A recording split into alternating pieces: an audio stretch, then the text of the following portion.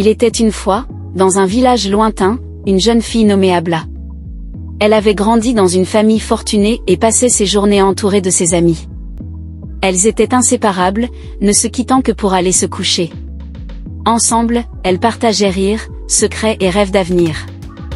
Les années passèrent, et les courtisans commencèrent à affluer aux portes de chaque maison, cherchant à conquérir le cœur de ces jeunes filles devenues femmes. Une à une, les amis d'Abla se marièrent. Mais Abla, quant à elle, refusait toutes les avances. Aucun prétendant ne trouvait grâce à ses yeux, et elle se disait toujours pas encore prête. Bientôt, tous les yeux du village se tournèrent vers elle, et les commérages commencèrent. Avec le temps, Abla commença à prendre de l'âge et les prétendants se firent rares. Ses amis mariés, elle se retrouva seule, ses journées rythmées par les travaux champêtres et les discussions autour du puits et du marigot avec les femmes plus âgées du village. Chaque jour, la vie de ses anciennes compagnes de jeu était passée en revue. Hawa n'avait toujours pas d'enfant. Fatih était battue chaque nuit par son mari. Hadiza avait des conflits constants avec sa belle famille. Amina, accouchant sans cesse, était déjà à son 3e enfant en moins de 3 ans de mariage. Abla oubliait qu'elle-même était aussi un sujet de commérage. Ses parents, inquiets, lui disaient souvent, « Abla, il est temps que tu te maries, sinon ce sera trop tard. Tu es notre unique fille, ne veux-tu pas nous donner une descendance ?» Un soir, alors qu'elle travaillait au champ, un jeune homme, pas très charmant mais proprement habillé, apparut. Il lui demanda l'hospitalité, car il voyageait de loin et la nuit tombait. Abla, dédaigneuse, le chassa de son champ, le jugeant vulgaire et indigne de son hospitalité. L'homme continua son chemin, non sans lui donner un conseil, « Jeune dame, tout ce qui brille n'est pas de l'or. Les apparences peuvent être trompeuses. Ne vous fiez pas toujours à ce que vos yeux voient. Sachez que les personnes au bon cœur parviennent souvent à se tirer de bien des situations. » Les jours passèrent et Abla continua son quotidien. Même les filles plus jeunes se mariaient, mais Abla demeurait célibataire. Un après-midi, alors qu'elle était au champ, un magnifique et majestueux homme apparut, monté sur un cheval blanc. Il demanda son chemin à Abla, et elle le lui indiqua volontiers, faisant preuve de courtoisie et de gentillesse. Elle l'invita même à se reposer chez elle. L'homme accepta après son insistance. Le lendemain matin, il repartit, promettant de revenir. Abla, toute contente, espérait qu'il reviendrait peut-être la demander en mariage.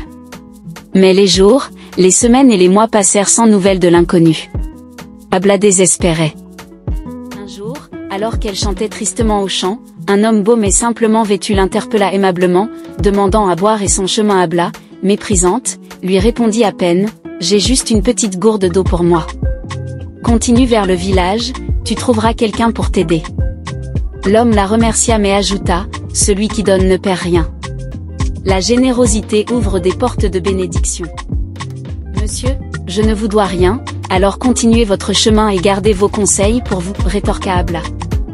L'homme s'en alla, et Abla continua sa vie insipide, rêvant parfois à l'homme majestueux qui ne revenait plus. Un jour, alors qu'elle revenait du puits, priant dans son cœur pour sortir de son long célibat, elle entendit un bruit de cheval. Se retournant, elle vit avec surprise l'homme qu'elle avait tant attendu. Ils cheminèrent ensemble, et Abla l'accueillit chez elle avec tous les soins possibles. L'homme resta une semaine, et avant de partir, demanda la main d'Abla, qui accepta avec joie. Les noces furent célébrées quelques mois plus tard, et les parents d'Abla demandèrent à leur gendre de vivre avec eux, ce qu'il accepta volontiers. Très vite, Abla tomba enceinte et mit au monde des jumeaux, un garçon et une fille. Après son mariage, Abla devint arrogante vis-à-vis de tous les villageois. Même ses anciennes camarades de commérage la méconnaissaient. Elle passait désormais fièrement dans le village sans adresser la parole à personne. Kodjo, le mari de Abla, les premiers mois furent plutôt calmes et sans grande difficulté. Cependant, au fil des jours, Abla devenait de plus en plus exigeante avec son mari Kodjo. Elle était suffisante et imbue de sa personne. Elle voulait toujours être celle qui prend les décisions pour la famille. Les désirs de Kodjo étaient toujours balayés du revers de la main par sa femme Abla. Elle manquait même de respect à ce dernier parfois, n'hésitant pas à lui rappeler qu'il vivait chez elle et qu'elle pouvait se permettre de faire tout ce qu'elle voulait. Kodjo n'avait n'avait aucune autorité sur sa femme et cette situation devenait de plus en plus agaçante. Mais Kodjo gardait toujours son calme. Il se contentait à chaque fois de montrer à Abla à quel point elle était désagréable et ne remplissait pas son rôle d'épouse comme cela se devait. Mais Abla l'irrespectueuse était toujours là, prête à répondre qu'elle était libre de faire ce qu'elle voulait et qu'elle n'avait d'ordre à recevoir de personne. Même les interventions répétées de ses parents pour la ramener à la raison ne servaient à rien. Abla, Kodjo est ton mari. Et un mari, on le respecte. Tu dois te comporter en bonne épouse et suivre ton mari dans ses choix et décisions. Tu es la femme, tu dois être une aide pour ton mari et non un poids ou un casse-tête pour ton époux.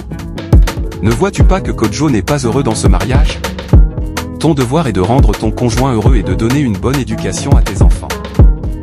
Kodjo te respecte, il est travailleur et dévoué pour sa famille. Il prend soin de chacun de vous. Pourquoi ne peux-tu pas faire pareil et faire régner la paix et l'harmonie au sein de ton couple? Les enfants ont besoin de leurs deux parents unis et heureux pour bien grandir. Tu as intérêt à te ressaisir.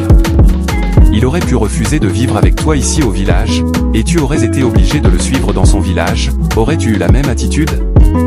Réfléchis à cela et corrige le tir avant que cela ne soit trop tard. Trop tard, dis-tu, papa? Trop tard pour qui? S'il décide de partir, je ne le retiendrai sûrement pas, et il me restera au moins mes enfants. Tu risques de regretter tes paroles, car un foyer, c'est le père, la mère, et les enfants, pour le bien-être de toute la famille. Tes enfants ont besoin de leur père à leur côté. Tu as beau avoir les moyens pour les élever toute seule, mais la présence d'un bon père fait toute la différence. Réfléchis bien à cela, et cesse d'être arrogante à ce point. Les jours passaient et Abla restait toujours pareille à elle-même, aucun changement dans son comportement. Bien au contraire, elle ne manquait aucune occasion pour critiquer et rabaisser Kodjo, son conjoint. Mais lui, restait toujours imperturbable, toujours serein, il se contentait d'essayer de la ramener à l'ordre et sans succès d'ailleurs. Un matin, Kodjo rassembla ses beaux-parents et Abla pour leur parler. Chers beaux-parents, vous êtes des gens bien. Vous aidez la communauté et vous êtes bénis. Vous avez souvent observé l'attitude de votre fille à mon égard et vous l'avez plusieurs fois interpellée. Vous lui avez prodigué de bons conseils pour la bonne marche de son foyer, mais elle n'en a rien à faire. Votre fille Abla se soucie peu des autres, elle est hautaine et imbue de sa personnalité. Elle n'est gentille que lorsque cela l'arrange. Vos prières ont été entendues, et la nature a voulu que vous connaissiez la joie des petits-enfants. Mais Abla, tu ne mérites pas d'avoir un mari car tu es dédaigneuse et irrespectueuse. Je t'ai épousée malgré ton âge avancé, j'ai fait de mon mieux pour assurer mes devoirs d'époux et de père. Mais toi, tu étais toujours prête à me rappeler que tu vivais chez toi, par conséquent, tu étais libre de faire tout ce que tu voulais. J'ai accédé à la demande de tes parents, de me voir vivre ici avec toi, afin de te voir sous ton vrai jour. Et tu as failli. Il y a de cela quelques années en arrière. J'étais venu à toi sous plusieurs formes et tu avais déjà été méchante. Une fois, tu m'as refusé l'hospitalité, une autre fois, tu as refusé de partager ton eau. Mais face à tes prières et à celles de tes parents, je voulais te donner une chance de connaître le bonheur d'aimer et d'être aimé. Je suis un bon génie et j'aurais pu être un bon mari pour toi si tu avais eu un cœur suffisamment grand pour apprécier ce que tu avais. À partir d'aujourd'hui, je m'en vais. Tu ne me verras plus, et tu ne pourras plus jamais martyriser aucun homme comme tu l'as fait avec moi, car malgré ta beauté plus aucun homme ne viendra à toi. Tu devras vivre la vie de célibataire, jusqu'à la fin de tes jours. Ta seule joie sera tes enfants. Ta mission sera d'inculquer les meilleures valeurs à tes enfants. Tu les perdras si tu échoues. Abla et ses parents fondirent en larmes. Elle essaya en vain de retenir Kodjo, mais il partit pour toujours. Ainsi, Abla apprit que la véritable valeur d'une personne réside dans son cœur et sa capacité à être généreux et aimant, même envers les inconnus. Elle apprit également qu'une épouse a des devoirs vis-à-vis de son conjoint, qu'elle lui doit respect et doit faire de son mieux pour rendre sa famille heureuse. Sa mission devint d'enseigner ces valeurs à ses enfants, espérant que leur avenir serait meilleur grâce à ces leçons. Si vous avez aimé l'histoire de Abla, likez, partagez et abonnez-vous pour des vidéos encore plus inspirantes.